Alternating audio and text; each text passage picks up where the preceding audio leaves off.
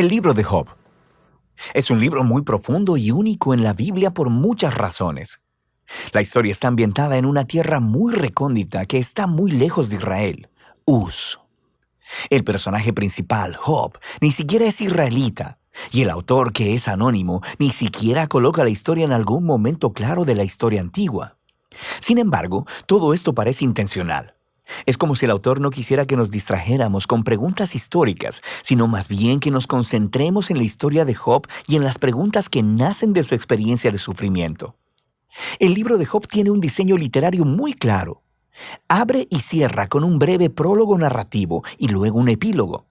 Y la parte central del libro es densa poesía hebrea, que representa conversaciones entre Job y 4 compañeros de diálogo, llamados los amigos. Estas conversaciones concluyen con una serie de discursos poéticos dados por Dios a Job. Profundicemos y veamos cómo funciona todo junto. El prólogo nos presenta a Job. Se nos dice que él es un hombre recto e intachable, que honra a Dios. Es un tipo súper bueno. Y luego, de repente, se nos transporta al reino celestial, y Dios está en una audiencia con su equipo. Es una imagen muy común en el Antiguo Testamento que describe cómo Dios gobierna al mundo. Y entre los seres celestiales está una figura llamada Satanás, que en hebreo significa el acusador o el fiscal. Y es como si estuviéramos viendo la escena de un juicio. Dios presenta a Job como un hombre verdaderamente justo. Y luego, el acusador reta la política de Dios de recompensar a las personas justas como Job. Él dice, la única razón por la que Job te obedece es porque lo bendices con prosperidad. Deja que Job sufra y entonces veremos qué tan justo es en realidad. Y luego, Dios accede a permitir que el acusador cause sufrimiento sobre Job. Ahora, en este momento de la historia es cuando la mayoría de nosotros nos preguntamos, ¿qué? ¿Por qué Dios hizo eso? Y luego, asumimos que este libro responderá a esa pregunta, ¿por qué Dios permite que las personas buenas sufran? Pero sigues leyendo y el libro no responde esa pregunta. Nada en el libro responde jamás esa pregunta. El prólogo está preparando las verdaderas preguntas que este libro quiere abordar. Preguntas acerca de la justicia de Dios y acerca de si Dios gobierna el mundo de acuerdo al principio estricto de la justicia. Y las respuestas a esas preguntas llegan conforme vas leyendo hasta el final del libro, no en el principio. La razón final del sufrimiento de Job jamás se revela. Así que el prólogo concluye con el sufriente y aturdido Job, quien es reprendido por su esposa y abordado por 3 amigos que intentarán proveerle sabiduría y consejo. Sus nombres son Elifaz el Temanita, Bildad el Suaita y Zofar el Namatita. Al igual que Job, ninguno de ellos es israelita y representan lo mejor del pensamiento del antiguo cercano oriente acerca de Dios, el sufrimiento y la condición humana. Y esto nos lleva a la parte principal del libro. Primero habla Job, y así es como funciona esta sección del libro. Primero hablará Job y después le seguirá la respuesta de un amigo. Luego Job le responderá a ese amigo. Luego otro amigo responderá la respuesta de Job. Y así de un lado a otro durante 3 ciclos. Y todo este debate se enfoca en 3 preguntas. ¿Es Dios verdaderamente justo en su carácter? ¿Gobierna Dios el universo en el principio estricto de justicia? Y si es así, ¿cómo se explica entonces el sufrimiento de Job? Y como veremos, Job y los amigos están hablando desde una enorme suposición acerca de cómo la justicia de Dios debe verse en el mundo, que cada cosa que suceda en el universo debe operar de acuerdo al principio estricto de justicia. Así que si eres una persona buena y sabia y honras a Dios, te sucederán cosas buenas, Dios te recompensará.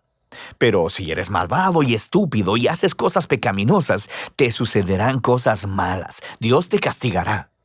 Ahora, el argumento constante de Job a lo largo de estos discursos es este. Primero, que él es inocente, así que la implicación de eso es que su sufrimiento no es un castigo divino. Sabemos por el prólogo que ambas cosas son verdad. Recuerda, Dios mismo dijo que Job era recto e intachable, así que Job concluye su argumento acusando a Dios.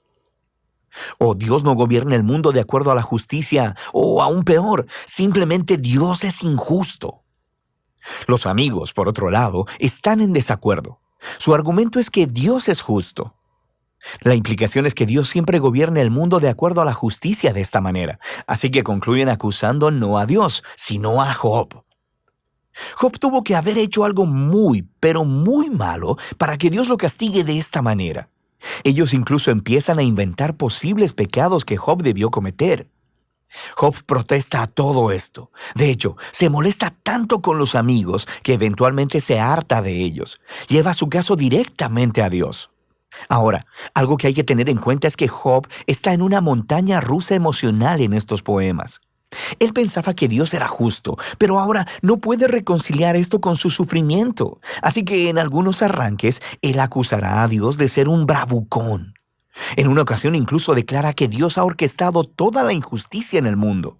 Pero al momento en que pronuncia ese pensamiento, se aterroriza de éste, porque él quiere tener esperanza y creer que Dios es verdaderamente justo. En esta sección, Job está fuera de control. Así que hace una última declaración de su inocencia y luego demanda que Dios se aparezca personalmente para explicarse.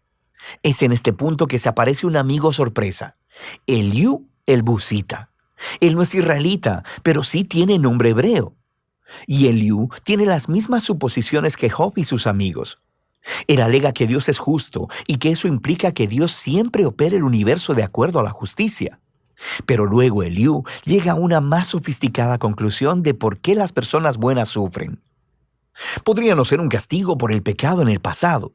Dios podría estar infligiendo sufrimiento como una advertencia para ayudar a las personas a evitar el pecado en el futuro. O Dios podría usar el dolor y el sufrimiento para forjar carácter o para enseñarles lecciones valiosas a las personas.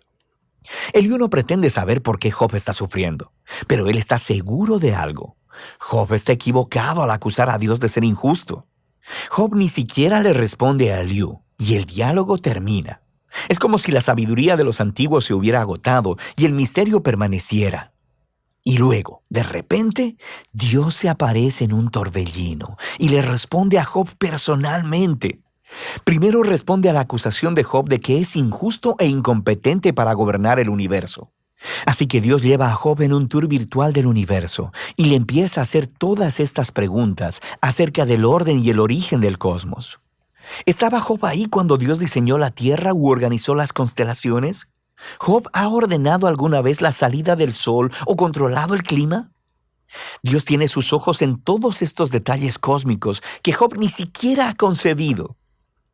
Luego, Dios empieza a entrar en detalles describiendo los hábitos de pastoreo de las cabras de montaña y de cómo los ciervos dan a luz o de los patrones de alimentación de los leones y los burros salvajes. ¿Cuál es el punto de todo esto? ¿Recuerdas la suposición de Job y sus amigos acerca de cómo se vería el mundo si Dios gobernara de acuerdo a la justicia?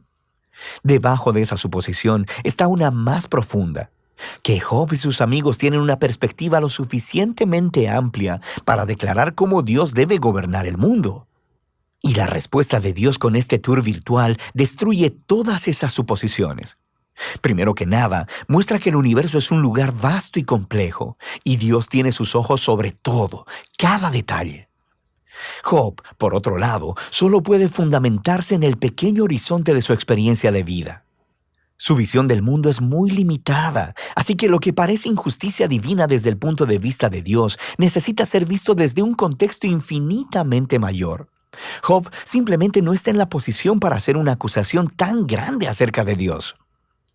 Después del tour virtual, Dios le pregunta a Job si le gustaría administrar cada detalle del mundo por un día, de acuerdo al principio estricto de justicia que Job y sus amigos asumieron, castigando cada mala obra de cada persona a cada momento con la retribución exacta.